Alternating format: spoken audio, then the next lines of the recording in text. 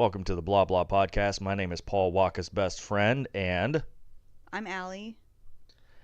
and I kind of feel like talking about practical magic. I mean, we have tried to do this one I think this is our fifth attempt, um, and I think maybe I will make a blog post about why it took so many attempts. Um, we I think both of us really tried to take it into a different direction. But anyway, I guess starting out, I love the whole girl power thing. And I'm not a feminist. I really despise feminism, but I love girl power because it's the same as man power. Um, you and I were just talking about the fact that I love Sleater Kinney. It's a great band, and I like movies that are about women doing great things, like accomplishing things. But I also like that sort of tinge where you don't think they're going to accomplish it because they're just a little girl, and then they show everybody up. So, I consider like Miss Congeniality one of those. Not necessarily the second movie, but the first one definitely. Legally Blonde, I'll probably get some hate for that from my all two listeners, but I think Legally Blonde is a great example of that, of girl power, how somebody can persevere and just get shit done. And then there's Tank Girl. You and I were just talking about that. And like the creme de la creme, in my opinion, is like $1 Million Baby, somebody way too old to begin boxing, and just a girl. How dare you say that? You know what I mean? Like, you sell somebody out right off the bat because they're a girl. Oh, horse crap, man. So this movie is a movie that you grew up with, and I've now watched it, I think, 3 times. I'm just going to go on record. I'm going to say this movie doesn't do it for me, but I can watch it and be entertained just for entertainment value. But it's just a movie. It's very 90s, very girly, not girl power, very girly to me. But there really is some great acting, bad acting too, but great acting in it. You know, I would really like to hear why this movie means so much to you, and then I'm going to tell you in response what it means to me. Okay, I agree with all your like girl power movie listings that you said. I think Legally Blonde is a girl power movie. I don't know why you would get hate for that, but Girl I think it's a girl power movie. Um but this movie is not only a girl power movie, it's like sort of like a guilty pleasure. Like, it got not great ratings on Rotten Tomatoes. Not a lot of people liked it. I don't know. I love this movie. Maybe because of when I watched it in my life. I don't know. I watched it with my sister a lot. We both love this movie. We love it to the point that we watched it so much that my brothers hate it because we watched it so much. It's like super I cheesy think you could love have watched it story. one time and they would have hated it. Nah, I'm just saying. whatever. Super cheesy love story type of thing, but there's layers to it, and I mean, Yeah. I like it a We lot. tried to get into those layers, and that's why it took like so many times to do this. Yeah, I mean, basic plot is it's about a family who has a curse on them where that any man that they love ends up dying. That's basically the plot. It has an awesome cast. The two sisters are Nicole Kidman and Sandra Bullock, and that's their what make the movie. Like, they're amazing in it. As far as I think they're amazing. I know you weren't too fond of Nicole Kidman's performance. Well, no, no, no, no, no, no, no, no. I wasn't fond of the character she was playing. Like, Nicole Kidman is somebody that can bring what the role needs. And she brought what that role needed, which was a very flaky, kind of self-indulged character that when the chips are down, she's there for her sister. Like, she all of a sudden becomes selfless, but for the most part, She's just kind of like, I'm going about my life and I'm gonna have a good time. And the character that Sandra Bullock played is very different. But she yearns to be selfless. Like she's very or selfish. I'm sorry. She's very selfless, but she yearns to be selfish. She wants the whole the love story, you know. Yeah. Whereas the Nicole Kidman's character is the exact opposite. She already has all the love and romance, and she just really wants to do more for other people. And you see that when the chips are down. By the way, Nicole Kidman's character is the one that creates all the problems in this movie. I think. Well, the sisters do it together, but still, it's really her Yeah. problem to begin with. You know. Yeah, it's her problem. I mean, I think the sisterly bond is why the bond that the two sisters have is why I like the movie so much, Mm. and why me and my sister liked it. Like it's not just like the you're obligated to love your sister. Like there's more to it than that, you know? Yeah, and the thing is, like, you can tell that in reality, these two people are not sisters. They don't look anything alike. Eh, But I'm going to say that believably, these characters are sisters. The acting between these two women is that good. yeah. Now, you disagreed with me when we were talking earlier that when I said this is not a girl power film, you said no. Oh no, no, no, it is. Well, to me, it's more about family. It's more about having your siblings back. It's more about uh, I will do whatever it takes to have my siblings back, even to the point where I will recruit the town that hates me. That's all girls though. You're recruiting It all the is girls, women, whatever in the well, town. it was needed for the spell. It had to be women, you know, and I guess that makes sense for what the spell needed to do. That makes perfect sense. I'm also going to say those scenes where the women just sort of walk into the house and they're like, "Here's your broom." Very, very cheesy, but that's that kind of 90s appeal that when I see it, it kind of softens me up because those are the things that I despised in the 90s. But now when I see it, I'm like, oh crap, that's the 90s. And so now I have a better appreciation for it because I can see now that you don't feel any different year to year.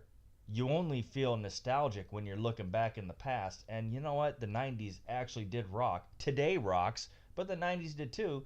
And you're only going to get that kind of flavor from a movie of the 90s by watching one actually made in the 90s. The whole I love the 80s and I love the 90s series, yeah, that was great, but that series feels like the early 2000s when it was made. It doesn't feel like the 90s, you know what I mean? Yeah. This does.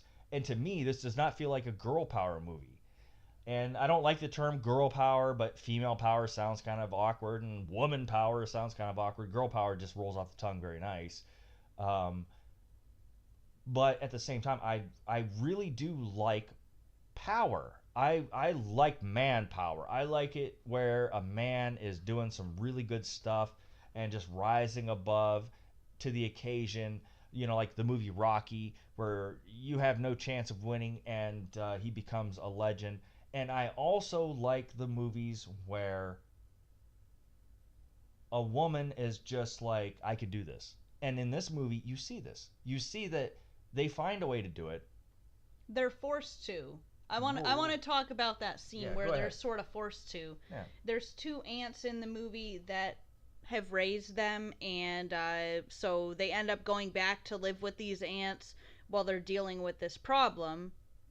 And there's a scene where they're all like, "Oh, we're gonna make midnight margaritas." It's like a big to do. They play the lime and the coconut song, and they're making midnight margaritas, and they're all drunk and laughing around the table. One of the best scenes in the film. Yeah, and they start sort of going after each other a little bit, and you're like, wait, and they're even like, wait, what am I saying? Like they Right. say like some horrible things to each other. They call each other names, Right.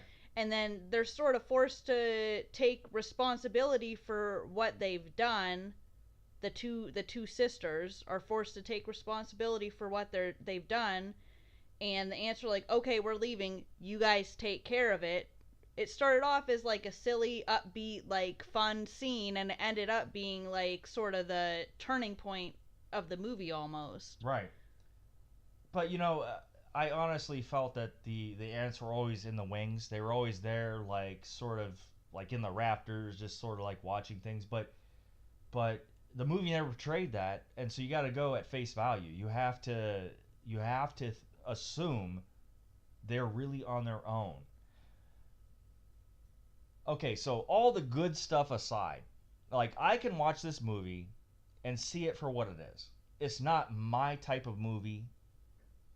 Don't get confused. I'm not talking about all of a sudden I hate girl power movies and family movies. It's just the movie itself is not my type of movie. But I appreciate all the great things about it. What I hate about it is who the hell cast the main nemesis and the main love interest. That cop was so awkward. That's what he sounded like when he was talking. And, Movie Magic was working overtime when he decided to make pancakes that looked like cactuses, cacti, whatever. He ended up with like 1,000 pancakes that all looked exactly the same, and supposedly he just poured it on the pan. Come on now. I don't like the main love interest. I think he's a good actor, but I don't think he was right for that role. What are your thoughts? I agree with that. You said the main nemesis. I think he was cast very well. I mean, I had only seen him in one other thing before, which he was a good guy, and he was in ER. He was in the TV show. He played a doctor, whatever. He was a good guy in that. But I thought he did a really good job. The only person I did have a problem was the main love interest. I didn't really care for him. Okay, well, about the guy that was the nemesis, I just think that maybe it was a combination of the dialogue and the way they cut the scenes, because some of the dialogue was definitely bad that he had, and like the camera angle was absolutely horrible in many scenes. And the one that sticks in my head right now is when I are they were they in an attic? I think they were in an attic, and he like appears, and it just looked horrible. The bad guy? Yeah, it Yeah, looked yeah, yeah. bad. That was CG, and I mean, it was a movie from the '90s, so CG wasn't the best. Like, he was supposed to be dead, so he like poofed out of the dust type of thing, and he Yeah. looked all washed out, and it wasn't great, but that was what they had to work with, I guess. Okay, so why I don't like the film is the fact that I don't connect with it. Like as a film, like to watch the story just as it is, it the way they cut it, the way they edited it, the 90s appeal thing, there's a lot of good stuff in there, but I don't connect with it. But why I love the film is there's a lot of great acting. This film is very, very underrated. And there is that whole family connection, the sibling connection. There's also the whole supernatural. Well, I don't think it's supernatural, but the whole witchcraft thing, which has always intrigued me. If you wrap all that up and you add Nicole Kidman and Sandra Bullock on top of that, I recommend that people at least give it a try. Like, don't be biased by the fact that I say it didn't connect with me. Try it. Now, I know you love this film. There's one other thing I do want to hit on. I want to hit on the music. Oh yeah, Like yeah. all the like there were several songs I that forgot were about like that. they were like perfect for it, and Yeah. most of the songs were by women. I don't know if that was done on purpose or not or whatever. Like Nah, it doesn't matter. I The soundtrack for that movie, that's a good soundtrack as it stands. But you're absolutely right. yeah, every time I hear that Faith Hill song, Yeah. that This Kiss song, I think Yeah. of this movie 100%. there's a Stevie Nicks song that they play. I wrote Yeah. down all the names of the songs. Like there's a Stevie Nicks song called Crystal that they play that is very important. There's another song by Joni Mitchell where the Nicole Kidman's character is driving home, and like you can see that she's driving home over the course of like several days, Yeah. and just the song keeps playing, Yeah. and that was a really important scene also. No, that's really weird because when the last time we tried to do this was like a month ago, Mhm. and I was thinking about the soundtrack. I totally forgot about that. Like, again, it's a great soundtrack. Like, if you combined all those songs like as an album, Yeah, I obviously it mean, wouldn't sound like an album because it'd be like different sounding artists and songs. But for this movie, it is 100% on point, and it's not just on point because it's a '90s film. No, a lot of these songs are very timeless, and well, there's that Willie Nelson song too, that Always on My Mind. That's like the big one. They replay it over and yeah, over and yeah. over It again. gets annoying in the film, but I tell you what, that's a great, It is solid very song, good. Yeah. and it's appropriate though for the film. Even though it gets annoying, like when you hear that again, you know that like Something the bad's bad gonna guy, right? happen. Yeah, yeah, Right, and yeah. that's not what Willie Nelson meant the song to be. But I'm just saying, like for this film, Yeah. it was perfect the way they worked it in. The feel good moments at the end where like the whole town came together and now all of a sudden they're recognized as witches and they're accepted and they jump off the roof. Uh, I could go without that, but I can accept it for the film. I will say this: the film means a lot to me because it's about family, it's about siblings, and you love it. You already said it, but summarize why it means something to you. Well, it's like the whole sisterly bond thing, and just overall, it's something that I remember watching so much as a child, and I mean, that's So pretty much nostalgia it. Yeah, plays in it. nostalgia plays a big part, but I don't think it's a bad movie. Like No, it's the not. love story's sort of cheesy. I mean, I could probably even go without that part, but that's like sort of what pushes the movie forward. Like, you know? I think that I would recommend this film even to like some of my much older coworkers that have never seen this film. Like, give it a shot. Shit on it if you want to, but watch it and see if you get anything from it. Would you recommend this film? Yeah, 100%. So I think it's a recommend. You know, I would like to watch this film again sometime. Okay. Give it a couple years. No, I'm just kidding. Yeah, I'm just, no, no, I no, watch no. it like every Halloween, Just whether kidding. you watch it with me or not. I watch it like around Halloween I every mean, year. the just movie 'cause- is growing on me. I'm still going to be very critical of it, but I am still going to recommend it. Practical Magic. Go to town with it. Give it a shot.